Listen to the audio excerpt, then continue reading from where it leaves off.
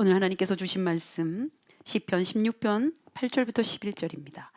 내규절이니까 여러분 함께 봉독합니다. 시편 16편 8절부터 11절 함께 봉독합니다. 내가 여호와를 항상 내 앞에 모심이여 그가 나의 오른쪽에 계심으로 내가 흔들리지 아니하리로다.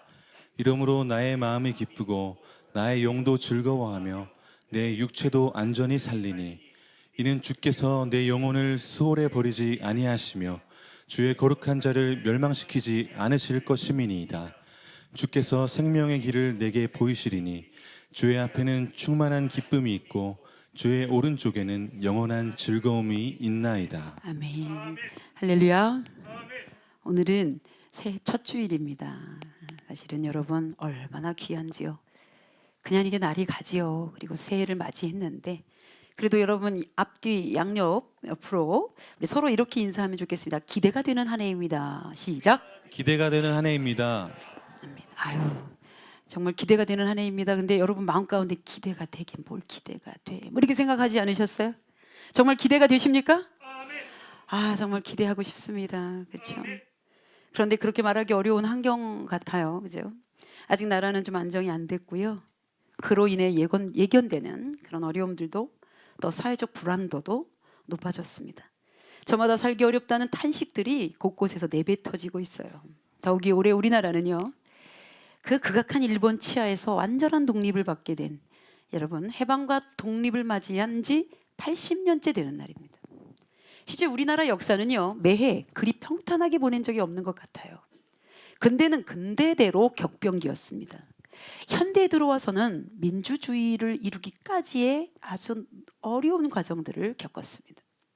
이렇게 오늘날 여기까지 올 수 있었던 데에는 이 나라를 사랑하고 민족을 사랑한 참 수많은, 그래서 목숨을 바쳤던 수많은 희생들이 있었다는 것도 결코 잊을 수 없지요.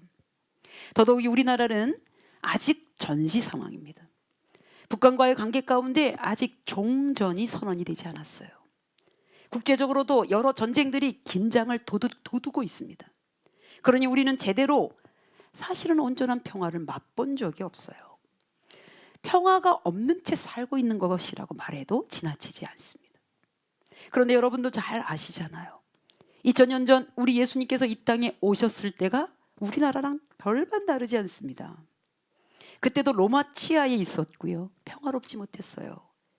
예수님 오셨을 때도요. 그때까지 예수님이 누군지 알아주지도 않았습니다. 더더욱이나 예수님을 죽이려고 하는 예수몰이로 평화는 산산조각 났습니다. 더욱이 마지막인 것처럼 보이는 십자가에 달려 돌아가시는 그 비참한 죽음의 비극을 보았어야 됐어요. 우리는 알죠. 왜냐하면 예수께서 오셔서 죽은 거로 끝나신 게 아니기 때문에 우리는 알아요. 그런데 그 땅의 사람들은 야 너무 비참하다, 평화롭지 못하다 그리 생각한 것 같습니다. 에베소서 2장 14절 번역본을 한번 보실까요? 그런 비극 가운데서도 예수님은 이렇게 말씀하십니다. 새 번역본인데 그리스도는 우리의 평화이십니다. 그리스도께서는 유대 사람과 이방 사람이 양쪽으로 갈라져 있는 것을 하나로 만드신 분이십니다. 여러분 이런 말씀이에요. 평화가 없다고? 평화를 위해서는 무엇인가 이 외부적인 환경이 달라져야 되는 거 아니야? 이렇게들 말하고 있는 사람들에게 예수님이 이렇게 말합니다. 내가 평화야.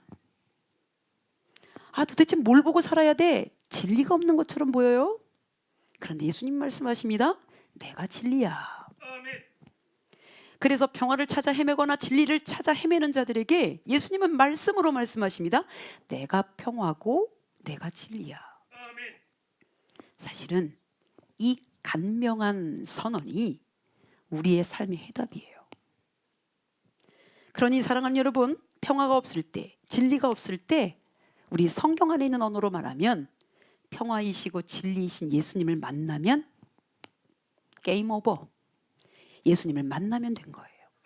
우리는 오늘 구약시대에 하나님이 사랑하셨던 다윗 왕의 고백을 통해 이 시대에 우리에게 도대체 어떻게 살라고 하시는지 또 어떻게 예수님하고 연결되는지를 말씀을 통해 볼 겁니다. 그가 노래한 시편 16편 어떤 분위기인가 좀 볼까요? 이 시의 분위기는 어떤가요? 여러분 다윗의 믹담이라고 하는 이렇게 제목이 붙어 있습니다. 믹담이라고 하는 것은 다른 뜻이 이렇게 제대로 전달되어 있지는 않아요. 다만 유추해 봅니다. 믹담이라고 하는 그 뜻 안에 금 또는 광석, 조각한 어떤 것 이런 뜻을 갖고 있고 외래어로서는 덥다 이런 뜻을 갖고 있습니다. 그래서 여러분 바로 거기서부터 왔다고 해서 황금같이 귀중한 시 또는 금언시 또는 원수로부터 보호를 간구하는 찬양시 이렇게 읽힙니다. 그리고 믹담이라는 이 제목이 붙은 시는 시편 중에 딱 6편 정도가 있어요. 16편 그리고 56편부터 60편까지 있습니다. 오늘 1절부터 한번 읽어보겠습니다. 여러분이 읽어주시겠습니까? 하나님이여 나를 지켜주소서. 내가 주께 피하나이다. 여러분 이 노래의 배경이 어떠한지는 알 길이 없어요. 그런데 잘 보세요. 하나님이여 나를 지켜주소서. 내가 주께 피하나이다. 이게 무슨 분위기일까요? 아마도 유추하기는 지금 고난의 상황에 놓인 것 같습니다. 지켜달라고 하고 주님께 피하겠다고 하는 걸 보니 엄청난 압력 앞에 있는 것 같아요. 또한 불안한 상황인 것 같아요. 어떤 부당함 앞에 압도된 상황 같습니다. 결코 평안하고 따뜻한 그런 시가 아니에요. 더욱이 10절의 고백을 볼까요? 10절은 이렇습니다. 이는 주께서 내 영혼을 수월에 버리지 아니하시며 주의 거룩한 자를 멸망시키지 않으실 것임이니이다. 이 뜻이에요. 주님, 저 지옥 가는 거 아니죠? 정말 주님 지옥에 가는 것처럼 죽을 것 같습니다. 그러나 저를 멸망시키지는 않으시는 거지요. 얼마나 견디기 어려운 상황인지 이대로 지옥 갈 것 같은 거예요. 그 정도로 어렵다는 겁니다. 그래서 다윗은 고백합니다. 하나님은 거룩한 하나님의 사람을 멸망시키지는 않기 때문에 제가 견딥니다. 이런 뜻이에요. 그래서 11절에 결론 맺습니다. 이건 여러분이 읽어주세요. 주께서 생명의 길을 내게 보이시리니 주의 앞에는 충만한 기쁨이 있고 주의 오른쪽에는 영원한 즐거움이 있나이다. 여러분 눈을 한번 좀 감아 보시겠어요? 그리고 저를 따라해 보세요. 눈을 감고 따라하십니다. 주님이 나에게 생명의 길을 보여주십니다. 생명의 길을 보여주십니다. 여러분 다시 눈을 떠보세요. 죽을 것 같은 고통 앞에 하나님 제가 당신께 피합니다. 저를 좀 지켜주세요 했다가 마지막에는 주님 생명의 길을 나에게 보여주시면 그 길로 가겠다고 하는 거예요. 이렇게 고백하는 겁니다. 참 힘든 상황입니다. 주님 저를 보호해 주십시오. 그러나 주님이 보여주신다면 그 생명의 길로 제가 갈 것이고 그렇게 되면 평안할 것입니다. 쉽게 말하면 그의 시에는 살 길과 죽을 길이 함께 등장한다는 얘기입니다. 죽을 것 같은 길 가운데 지금 놓였어요. 그런데 거기서 지금 살 길을 찾고 있는 중입니다. 말씀을 준비하면서 시편 16편을 다시 읊조렸습니다. 다윗의 마음이 그대로 느껴지는 거예요. 그는 지금 정말 고통스럽습니다. 그리고 막막합니다. 죽을 것 같습니다. 그런데 놀라운 것은 그런 가운데 그가 주저앉지를 않는 거예요. 살 길을 찾아가려고 준비하는 중인 거예요. 시처럼 읽기 위해서 제가 세번역 성경으로 1절부터 7절까지만 읽어드리려고 그래요. 하나님 나를 지켜주십시오. 내가 주님께로 피합니다. 나더러 주님에 대하여 말하라 하면 하나님은 나의 주님을 떠나서는 내게 행복이 없다 하겠습니다. 땅에 사는 성도들에 관해 말하라면 성도들은 존귀한 사람이요 나의 기쁨이다 하겠습니다. 다른 신들을 섬기는 자들은 더욱더 고통을 당할 것이다. 나는 그들처럼 피로 빚은 제사수를 그 신들에게 바치지 않겠으며 나의 입에 그 신들의 이름도 올리지 않겠다. 주님이야말로 내가 받을 유산의 몫입니다. 주님께서는 나에게 필요한 모든 복을 내려주십니다. 나의 미래는 주님이 책임지십니다. 줄로 재어서 나에게 주신 그 땅은 기름진 곳입니다.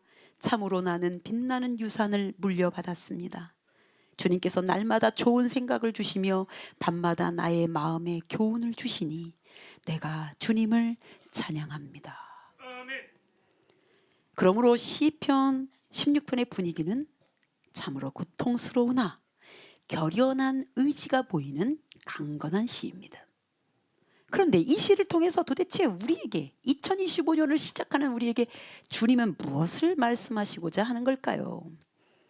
삶의 고통 가운데 있으나 강건하게 서 있는 다윗의 모습하고 사도 바울의 이 고백하고 오버랩이 됩니다. 고린도후서 12장 9절 10절입니다. 내 능력이 약한 데서 온전하여 짐이라. 내가 약한 그때에 강함이라. 여러분, 이 얼마나 위로가 되는 말씀입니까? 다윗이 고통 가운데 일어서려고 발버둥치는 모습이에요. 사도 바울이 자기가 너무 약하지만 오히려 강함과 연결되는 고백, 아름답고 힘이 되는 고백입니다. 여러분, 다시 읽고 다시 읽다 보니까 이 생각이 떠올라요. 주님, 나를 지켜주십시오. 지켜주셔야 합니다. 이런 생각이 들어오는 거예요. 내가 주님 외에 기댈 복이 없으니 좀 도와주십시오. 다른 사람들은 다른 신을 섬기며 못된 짓을 하지만 주님, 나는 절대로 주님을 배반할 수가 없습니다. 왜냐하면 주님만이 나의 복이요 유산이고 소득이신데 어디다 바라겠습니까? 지금 10편 16편에서 지금 다윗이 고백하는 겁니다. 그러니 그가 지금 죽을 것 같은 죽을 길에 서 있으나 살 길을 찾아서 가는 거예요. 여러분, 우리 일상에서도 이 두 길 사이에서 갈팡질팡합니다. 어떤 상황 앞에서 물어봅니다. 이거 살 길이냐? 죽을 길이냐? 이거 살라고 하시는 거냐? 죽으라고 하시는 거냐? 두 길밖에 없습니다. 하나님께는 오직 한 길밖에 없어요. 왜? 하나님은 생명의 하나님이기 때문에. 그래서 살 길이냐 죽을 길이냐 그러면 살 길을 가야 해요. 여러분, 하나님께서는 오직 한 길, 살 길만 우리에게 보여주십니다. 죽을 길은 이미 우리 주 예수 그리스도께서 우리의 죄악된 옛사람을 끌어안고 2000년 전에 죽으셨습니다. 그때 이미 끝장냈어요. 여러분, 따라해 보겠습니다. 우리의 죽을 길을 예수께서 끝내셨다. 예수께서 끝내셨다. 그래, 여러분, 죽을 것 같은 고통 앞에서도 이미 그 길을 끝내신 분을 기억하셔야 되는 거죠. 이 땅에 예수 그리스도께서 오셔서 모든 죽음을 다 짊어지셨습니다. 이제 우리는 그 길을 홀로 갈 필요가 없어요. 죽음을 이기신 그분 손 붙들고 가는 겁니다. 이사야서 53장 4절은 말합니다. 그는 실로 우리의 질고를 지고 우리의 슬픔을 당하였거늘. 그리고 6절 하반절에서 말합니다. 여호와께서는 우리의 모든 죄악을 그에게 담당시키셨도다. 그분이 다 떠안으신 겁니다. 죄로 인해 겪을 고통 그리고 죽음을 다 예수 그리스도께서 짊어지셨으니 옮겨주셨습니다. 그가 가져가셨습니다. 이미 이루셨다는 거예요. 그런데 묻죠? 그런데 왜 이렇게 죽을 것 같습니까? 왜 이렇게 고통스럽습니까? 여러분, 아직 마지막 때가 안 와서 그렇습니다. 주님 오셔서 끝내는 그날에는 다 평정될 것이지만 온갖 죄인들이 모여 사는 이 땅에 고통이 없을 일 없고 죽음 같은 일들이 없을 리 없습니다. 그런데 기억하셔야 됩니다. 우리가 영원한 생명을 만난 이후에는 그 죽음의 고통과 그 현실이 우리에게는 죽음으로 다가오지 않는다는 뜻입니다. 그러므로 다윗이 고백합니다. 2절에서 주님만이 주님 나의 복입니다. 3절에서 고백합니다. 주님만이 나의 산업과 나의 잔의 소득이십니다. 나의 분깃을 지키시는 분이십니다. 나의 소유 되십니다. 8절에서 강력하게 말합니다. 이번에 여러분이 읽어주세요. 내가 주님을 내 앞에 모시고 삽니다. 아니, 너무 어려운데 사도 바울도 그랬지만 다윗이 말합니다. 이렇게 어려울 때 투덜투덜 그렇게만 있는 것이 아니라 어려움을 다 토로하고 나서 내가 주님 앞에 있습니다. 내가 주님을 내 앞에 모셨습니다. 여러분, 예수 믿고 구원받아 살면서도요, 우리는 여전히 고통 앞에서 주춤대고 낙담할 수는 있습니다. 때로는 뒷걸음질 칠 수도 있어요. 그런데 그때도 기억하셔야 됩니다. 이게 죽을 길이냐? 아니다. 이 길은 살 길이다. 왜냐하면 살 길이신 주님을 만나고 나서는 우리에게 죽으라고 하시는 게 아니에요. 그러니 사랑하는 여러분, 살 길을 찾으십시오. 죽을 길로 가지 말고 살 길로 찾아가십시오 라고 말하고 싶은 것이 10편 16편 말씀입니다. 그러니 여러분, 살 길이 있습니다. 살아가십시다. 우리 옆에 분들과 이렇게 인사하면 살 길이 있습니다. 살 길이 있습니다. 살아가십시다. 살아가십시다. 아마 오늘 예배 오신 분들 가운데 너무 어려운 분들도 오셨을 거예요. 저한테 미처 고백하지 못한 지금 생활고도 있을 수 있고요. 사업을 운영하는데 너무 어려운 분도 계실 거예요. 살 길이 있습니다. 살아가게 되시기를 주님으로 축복합니다. 그런데 그러면 살 길이 뭐냐고요? 여러분 재정사고가 났으면 재정이 살 길이라고 생각하잖아요. 질병이 딱 걸리면 질병이 나아야 살 길이라고 생각하잖아요. 그런데 성경은 아예 원론적으로 들어갑니다. 11절입니다.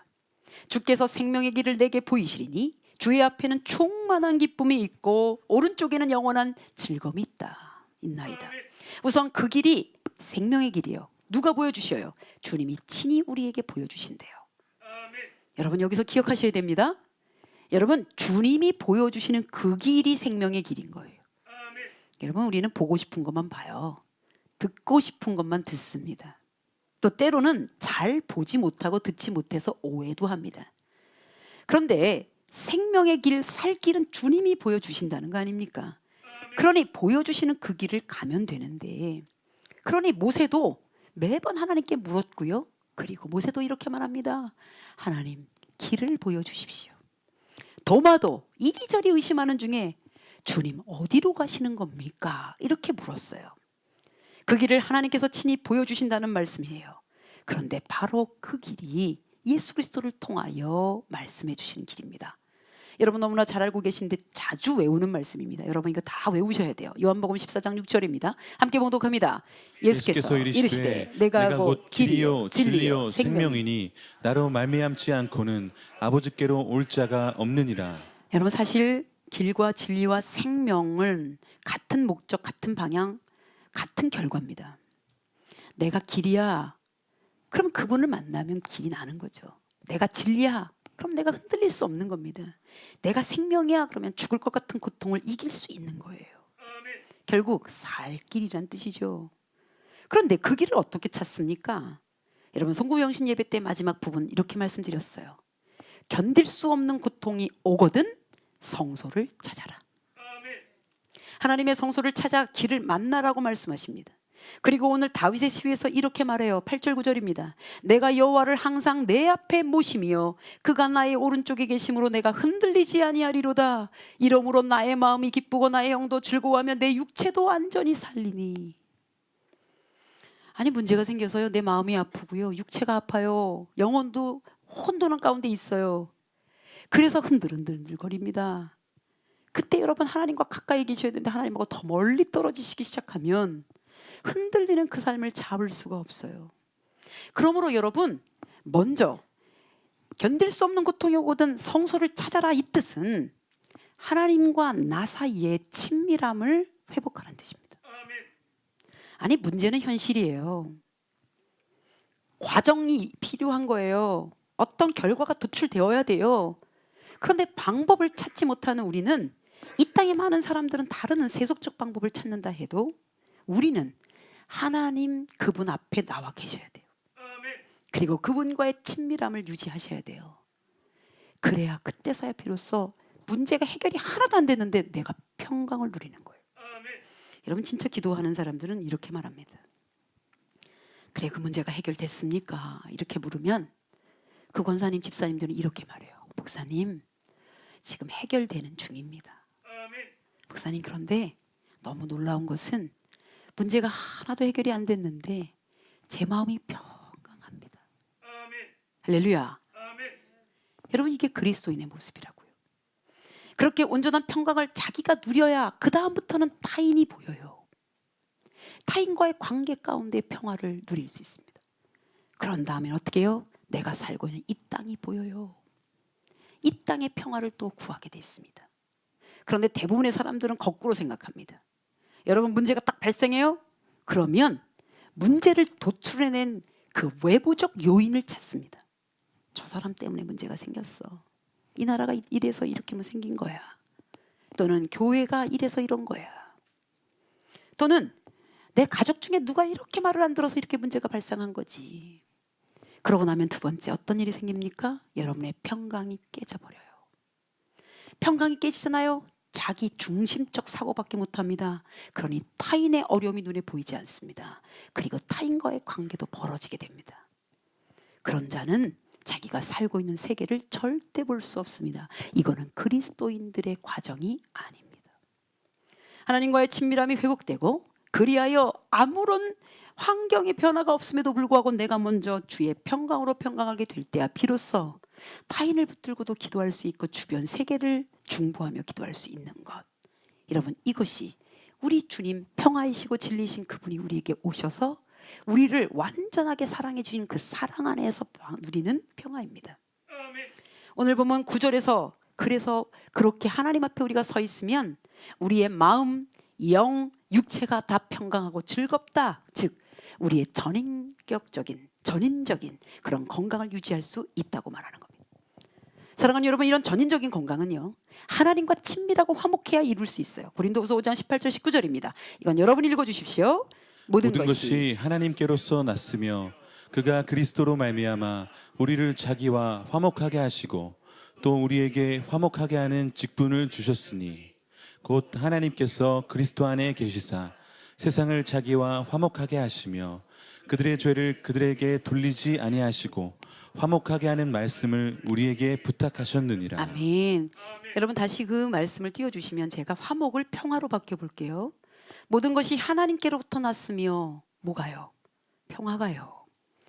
그가 그리스도로 말미암아 우리를 자기와 평화롭게 하시고 또 우리에게 평화롭게 하시는 직분을 주셨으니 곧 하나님께서 그리스도 안에 계시사 세상을 자기와 평화롭게 하시며 그들의 죄를 그들에게 돌리지 아니하시고 평화롭게 하시는 말씀을 우리에게 부탁하셨느니라.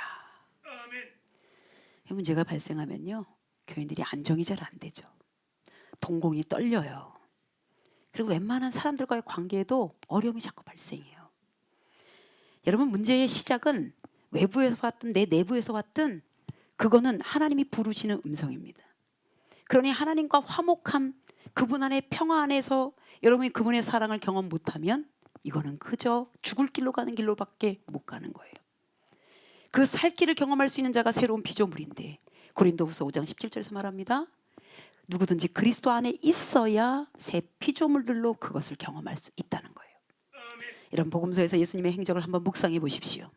얼마나 평화로웠든지, 얼마나 자유로우신 분이셨는지, 얼마나 사랑스러웠는지, 얼마나 담대하셨는지, 얼마나 지극한지, 얼마나 강력한지요.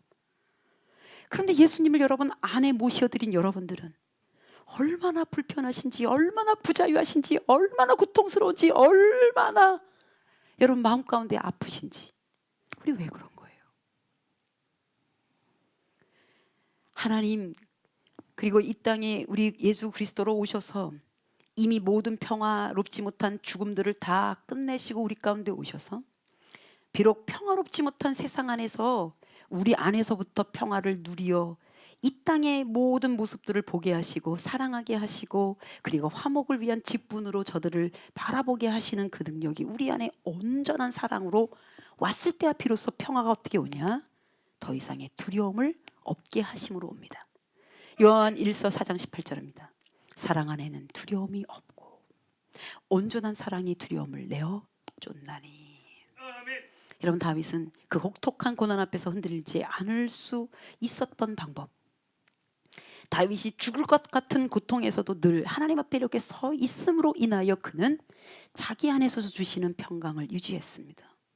그리고 그분은 사랑 앞에 무릎 꿇고 그 신비한 기쁨 안에서 저의 영혼과 육체가 안전하고 즐거웠습니다. 여러분, 16세기 종교개혁의 단초가 되었던 마틴 루터의 95개조의 반박문, 비텐베르그 성당 앞에 붙였다고 하지만 마틴 루터가 내가 개혁을 일으킬 거야, 그래서 여러분 그 반박문을 쓴 게 아닙니다. 당시 중세교회의 타락을 하나님 앞에 선포한 거예요. 그리고 교황들이요, 얘기해달라. 도대체 당신들은 성경적이지도 않고 하나님 보시기에 합당치 못한 일들을 하니 설명해달라 하고 95개조를 이야기했는데 괘씸죄에 걸립니다. 1521년 보름스라고 하는 회의, 보름스 회의에서 이제 마틴 루터는 사형 언도를 받게 될 즈음이 됐어요. 여러분, 죽음이 코앞에 있어요. 그런데 여러분, 숨겨두신 사람 때문에 마틴 루터가 이제 숨겨지게 되고 나중에는 이제 독일어 성경으로 이제 번역을 하지만 그는 죽음이 코앞에 있는데 어떻게 고백하는 줄 아십니까? 이렇게 고백합니다. Ich stehe hier, help me Gott. 독일어입니다.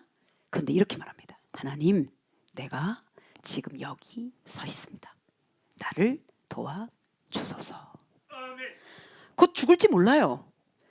그런데 마틴 루터가 어떻게 견뎌요? 하나님, 제가 여기 서 있습니다. 나를 도와주소서. 죽음의 위협 앞에 그가 말했다고 전해지는 이 문장은 물론 후대에 그분이 진짜 그렇게 말하지 않았을 수도 있는 것에 대해서 언지를 하기도 합니다만, 뭐 어떻든 하나님, 제가 죽음이 코앞에 있지만, 그게 현실이지만 나 주님 앞에 서 있습니다. 나 좀 도와주십시오. 하나님의 그 사랑이 두려움을 내어 쫓은 겁니다.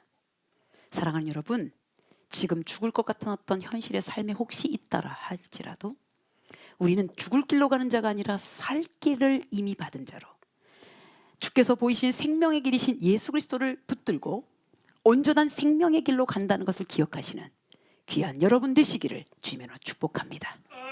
우리 옆에 분들과 마지막으로 인사하겠습니다. 살 길을 찾아가십시다. 살 길을 찾아가십시다. 기도하겠습니다. 살 길과 죽을 길 가운데, 현실은 죽을 길 가운데 있는 것처럼 보이지만 이 땅의 평화로 진리로 생명으로 길러 오신 주님께서 우리로 하여금 생명의 길로 가게 하시니 감사합니다. 죽을 것 같은 고통이 올 때, 그때에 반드시 생명이신 주님 앞에 우리를 세워 주옵소서. 그리하여 하나님이 살라고 하시는 그 길로만 가서 승리하는 종들이 되게 하여 주옵소서. 이 나라 이 땅을 불쌍히 여기시고 살려 주옵소서.